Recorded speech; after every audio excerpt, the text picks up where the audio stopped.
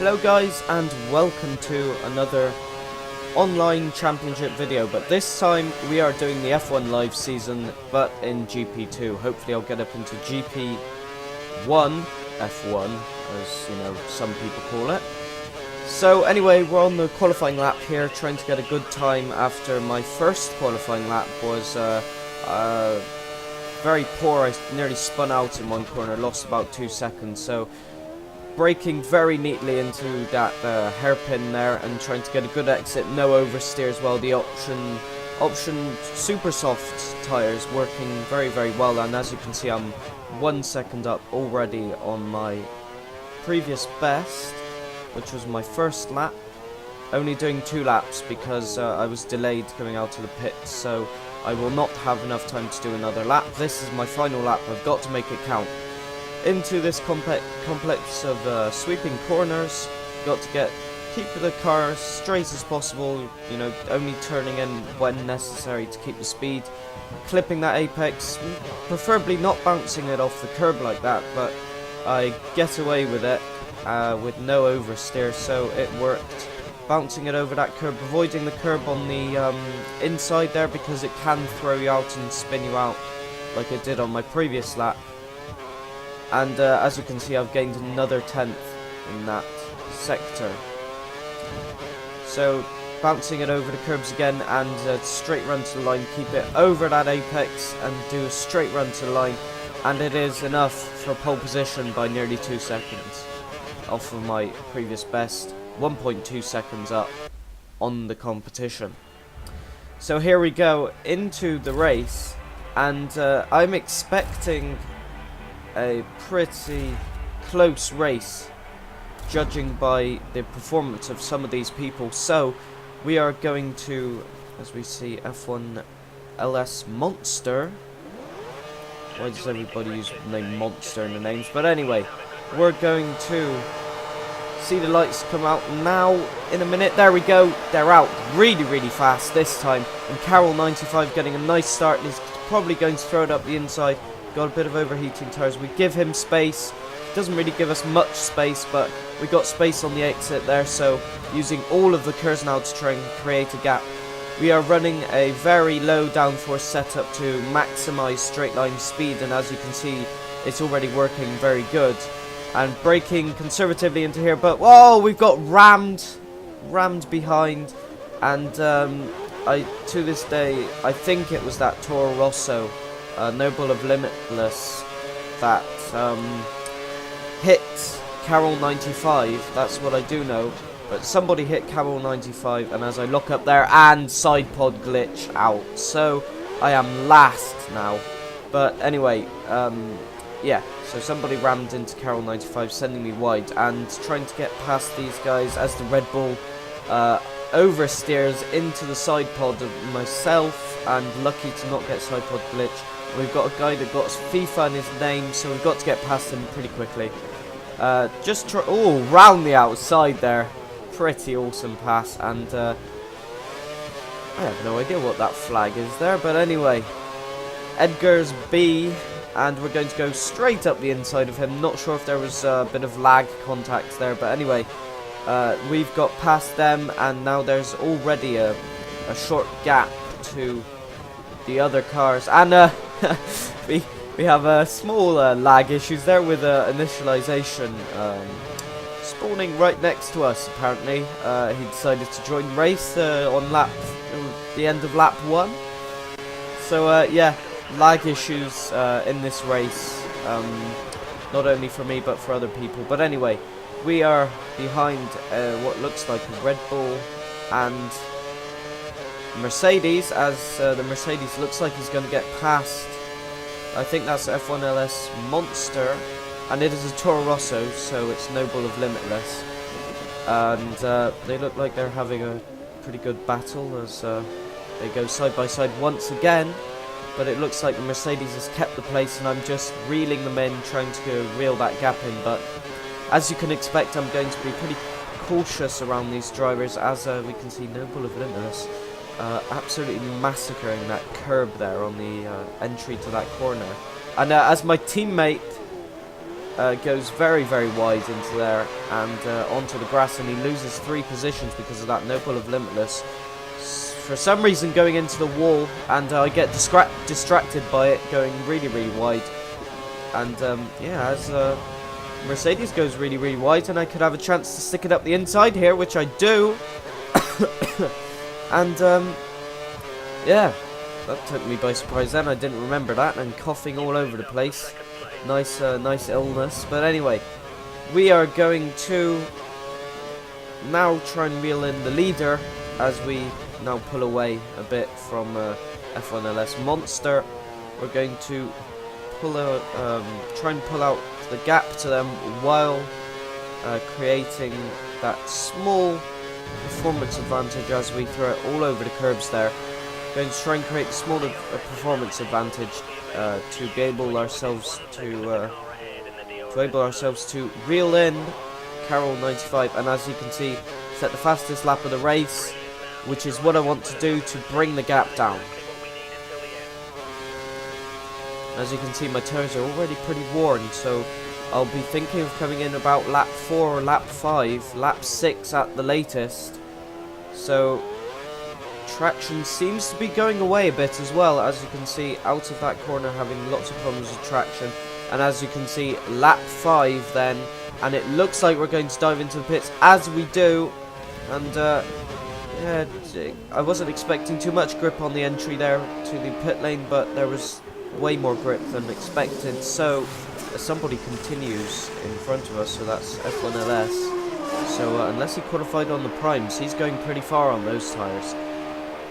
Anyway, we can see the gap to Carroll 95 now is pretty slim, and as we come out right behind No Bull of Limitless, who is still on those option tyres, and as we chuck it to the outside for the next corner, pretty daring pass as he starts nudging us, you know, just saying that we're there and he's not going to let me pass. So I brake really conservatively. They go, looks like some lag contact or something, but anyway, I gain a free place because of that. And No Bull of Limitless just keeping me true to my pace, you know, saying you're not going to get past me just because you're on fresh tyres. You know, you got to drive it around the outside of me, which is exactly what I'm doing now. And I have the line for this corner, and he's going to, well, actually he stuck it down the inside, but he's kind of took too much pace into that corner, and I take the place. That front wing damage obviously not helping him. And once again, through this complex of corners, got to keep it really, really smooth through here. And as you can see, initialization lagging a lot there. So we're going to, as we can see, we take it very cautiously, nudging the back of him though. We're going to try and stick it up the inside again. Oh, as we leave him room, but that was really, really too much understeer there and sort of pushing me into the side of him. And so the gap to Carroll 95 has gone back to what it was before, and so we've got all of that work to do, reeling him in again. So anyway, here we go, lap 10, and skipping forward 4 laps then, and it looks like we've managed to reel in the gap on those fresh tyres. And we pitted on the same lap, so the tyre performance advantage should be close to nothing. So, and as you can see, lots of understeer into that corner, using the steering lock aggressively to try and get it to turn in better. And as my race engineer says that I'm on track in terms of pace, but tyre wear has been an issue. There have been people deciding against the 2-stop and going with a 3-stop. But anyway, we have the slipstream now. We have, as we switch it to lean mix 1, because we don't feel there's an opportunity into the first corner, so we're going to, I'm surprised we haven't gone to standard to at least try and get a move done into here, but we're obviously trying to save fuel at this stage of the race, and trying to make him, trying to pressure him into a mistake. Anyway, brake really late as Carroll goes a bit wide on the apex, getting onto that curb. Not really what you want to do into there, because the curb has a tendency to get you uncontrollable oversteer. And as we take a tighter line into that corner again, but it seems to the wider line seems to pay off for Carroll as he gains that small bit of an advantage, and he takes a smoother line through there, just using the maximum of the track. Very good driving from him. And once again, taking relatively the same line through this complex corner as I get it closer to the apex there, which allows me to carry more speed. I have spare fuel. Engineer telling me I have spare fuel, so moving it up into standard and trying to attack, but as you can see my tyres might already be going off because of the small lockup I had there. And obviously just closing down the gap. So as Carroll runs wide there, he's not going to get a good exit out of that last complex of corners, and as you can see we're pretty close now. We might have an advantage here going into the first corner. We're going to use DRS. We look to make the pass, but we don't try and make it stick because it would have been pretty foolish with the DRS straight coming up straight afterwards. Getting in a slipstream again, we're going to use DRS. We're very, very close now. And we're going to go alongside into side by side into turn 1 and to turn 3, that is, and we just lock up. Nothing we could have done there. It was the brakes just locked up as soon as I braked, so not a lot we could have done there, and the gap has returned to something greater than what it was before. So anyway, looks like, is that Carroll in the pit? Yes, Carroll pits 1 lap before me, so we're going to lose a bit of performance here, but we're going to be looking to have fresher tyres. And as we can see, our tyres slowly starting to go off. We're going to look to just try and preserve the stint for 1 more lap. And as you can see, 2 cars going very, very wide off of the track there, so there's obviously been contact. This isn't going to help me as I need to get a clean lap in to be able to be on the back of Carroll 95, because he's going to have the tyre advantage from 1 lap here. And as you can see, cool, that Red Bull cutting so close to the back of that, or to the front of the Force India there, and the Force India just gets out of my way, so very clean driving. I thank them for that, and it looks like the Red Bulls actually got past then, so it's unfortunate circumstances there for the Force India driver, but he did let me pass, so very clean driving from him. Getting it a bit over the curb there. That's a risky strategy to take, but I know that I have to gain some time here. And again, running it over the curb on the inside there and the outside can easily spin you off at any point, one of those 2 curbs, so taking it relatively cautious though in the gear selection and the turning speed, because we don't want to understeer off because it just loses you more time. So we're going to come out with a lot of time to gain. As again, we misjudged the turn in there. So it looks like Carroll is that car that's just coming onto the pit straight now on the mini-map. And yes, he's going to have a lot of advantage on us. I'm judging it's going to be about 5 seconds. There we go. Ooh, just getting a lot of oversteer there on the exit. Warming the tyres up, but not in the right way. And just putting it over the pit lane. Yeah, so a couple of laps later, we managed to close the gap down again. But we haven't. We've led 1 lap of this race so far. So not really the sort of race we wanted to have. Obviously, the contact in the first lap did not help.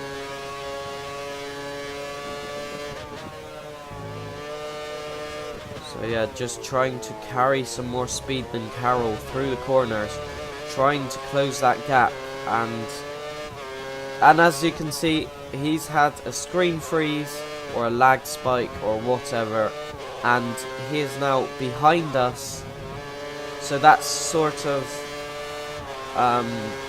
negated the fact that we had to pass him. Anyway, he's in the pits. Carroll is in the pits, pitting from behind, from second place. Pitting for a set of options then. And, well, I don't, if you look on the mini-map there, he probably could have made the stint last another 3 laps, which is what I'm doing. But if my tyres go off the cliff, then there is a chance he can close down that gap. So going on to lap 26, and he hasn't reduced the gap a lot, the gap down to 21 seconds, and as we lock up the tyre again, and it sends us wide, not as wide, but of course the auto slowdown that you get does not help.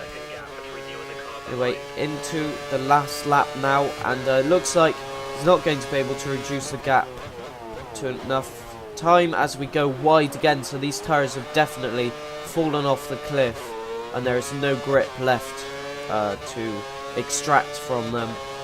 So pretty disappointing there then that my tyres did go off the cliff.